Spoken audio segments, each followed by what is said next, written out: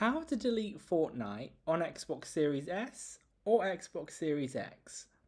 First of all, you want to go to the home screen of your Xbox dashboard.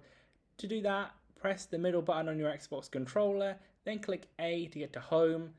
This is where you can start deleting the game. So first of all, press up on the left stick and then click A on My Games and Apps. Then you want to go ahead and press the left stick to get along to the Fortnite game there. Then you want to press the menu button, the one with the three little lines. Then press the left stick down until you see either uninstall or manage games and apps. In there, you can either delete like potentially one update, or you can delete everything by clicking uninstall all. You can do the save data separately or the game separately on the right hand side. But once you're ready, click A on the uninstall, or like I said, on either the updates, the save data, or Fortnite itself. You can do it separately if you want to within there, or you can just press the menu button on the home screen and then click uninstall. That's how it's done. Leave a like on the video if it helped, and subscribe for more helpful videos.